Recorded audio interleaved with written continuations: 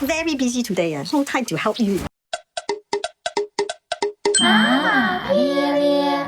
，Hello， 我是暴躁小马，我终于去看了这个《妈的多重宇宙》哦。其实它原本叫 Everything Everywhere All at Once， 官方译名叫瞬息全宇宙，但我还是觉得台湾翻译的这个《妈的多重宇宙》是最贴切的，因为你看完你就想说，妈的，我看了什么？我说实话，我没看懂，就是你没有办法说出来它是个什么品种的电影，因为它和你看过的任何电影都不像，很奇怪，很荒诞，很低俗，又很烧脑，但又挺好看的。关于这个剧情以及后面蕴含的这些深刻的含义，网上应该有很多大神解说了。那我就带你们看看老百姓都是怎么评价它的。那我是在美国嘛，我去看的时候它已经上映了1个月了，但是电影院里面还是坐满了人，而且没有什么亚洲面孔。那因为这个电影的中国元素其实很多嘛，而且主角都是亚裔，我就关注了一下电影院里面老美的反应。哇，他们看的不要太开心哦。我身边有几个老大哥，那是嘎嘎嘎的笑。好，那我们来看看评论吧。以下都是我从 IMDB、烂番茄、Letterboxd 这几个大站子找出来的具有代表性的评论。还是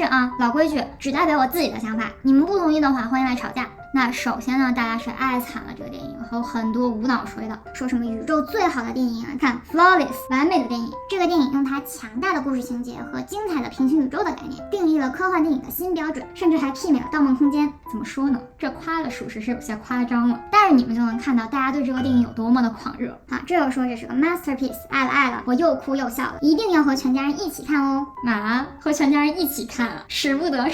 呀，兄弟，这里面好多成人笑话呀，这小孩不能看啊，你爸妈估计也接受不了吧？因为仅有的那几条差评基本上都是说受不了这里面的搞笑片段的，说笑点太蠢了，我和我老婆受不了这么荒唐的电影，看了一半就从电影院走了。还有这个笑点低俗，情节扯淡，太长太无聊了，再来一次我肯定不会看这个电影了。对，就是它在美国的电影里边也属于很野了，而且很多地方其实非常 disturbing， 就是让人生理性不适。但是就算这样，总的来看还是挺好笑的，适合情侣或者很熟的朋友一起看，也不建议自己看，因为你需要有一个人和你讨论。那我觉得这个电影这么受欢迎，很大一部分也是因为它和美国人平常见到的片子太不一样了。现在多重宇宙这个概念谁都想分一杯羹，但是多重宇宙不用9位数的预算就拍成了，很高兴终于能看到了一个不是从漫画改编的动作片了，这就是我们一直需要的原创的，不是从漫画来的。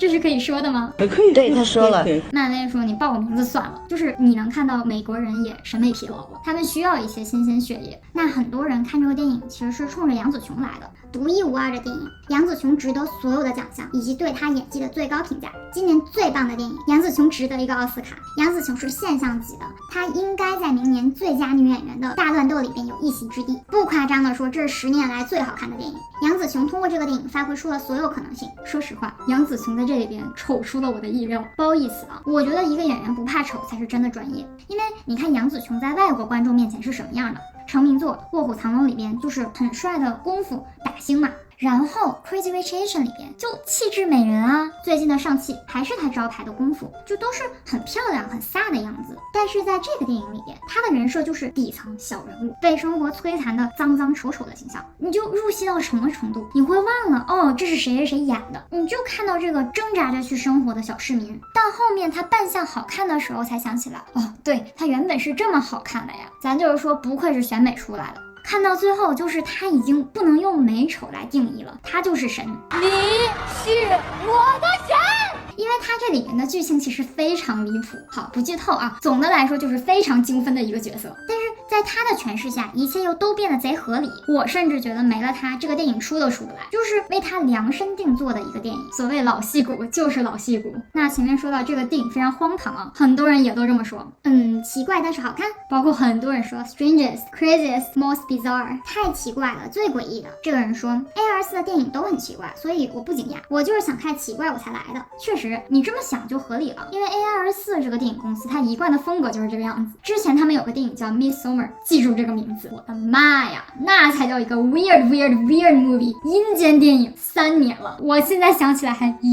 我将用我的一生去治愈。就你以那个感觉你再来看多重宇宙这个电影，那可太阳光太接地气了。我看下来的心得就是其实你不能带着脑子去看，因为就算你去想你也看不懂，你跟不上的。那你不如就 chill 一点，他给你看啥你就跟着他走，这样看下来是个非常精彩的电影。而且虽然它呈现的东西非常 overwhelming， 让你目不暇接的，但是总有些地方你是可以懂，甚至是可以共鸣的。那说的共鸣，这就有一个看名字应该是亚洲人的评论，别再瞎说什么上汽和 Crazy Rich Asians 是亚洲文化，这个电影才是真正的亚洲价值。我只能说，直接让这个电影进奥斯卡吧。那这么看这个电影其实挺不容易的，借着种族题材对中国传统文化和美国文化都有调侃，但是他很聪明哦，不管多过分都刚刚好在好笑的区域徘徊，至少我这个玻璃心没有被冒犯到。好，说完评论了，照例又是小马的讨论时间，其实挺有意思的，这整个电影探讨了很直击心灵的问题啊，就是这个人说的，看完了会对人生有不同的看法。你想，我们人生中做的选择，那一定都是我们当时觉得对我们最好的，对吧？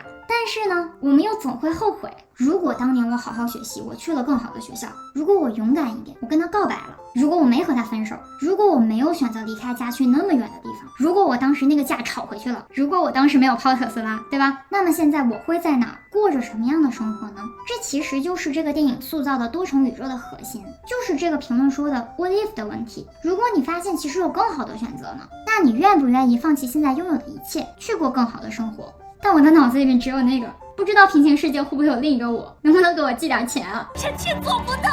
啊！那我们看外网，无论是普通用户还是资深影评人，其实都是清一色的夸啊。但是吧，本人拙见啊，其实挺烂尾的，又是爱可以拯救一切的骇客帝国的套路，就是美术生时间不够了画出来的画，虎头蛇尾的感觉。就是你塑造了那么宏大的一个世界观，多重宇宙，对吧？那么多问题等着你去解决，你挖了那么多坑，但是你最后却归于了这么小的一个点，就真的挺浪费，挺扯淡的。感觉是前面画饼画的太大了，圆不回来了，或者呢是被电影时长所限制了。我觉得这玩意儿你至少得拍个10几集的美剧才能解释清楚啊。他要是真的有衍生剧的话，我是一定会看的。最后再说一个小细节，这个电影有很多中文，但是真的很奇怪呀。No, God, please, no! 就是两个粤语 speaker 说普通话呀，就是我看到你们的努力了，但是我有点听不懂，一会儿有口音的普通话，一会儿粤语，一会儿英文，你还看英文字幕，我都很混乱，你导不过来那个语言系统，就是你说的不标准，其实不用说普通话的，你就都说粤语就好啦。但这应该就是给英语 speaker 看，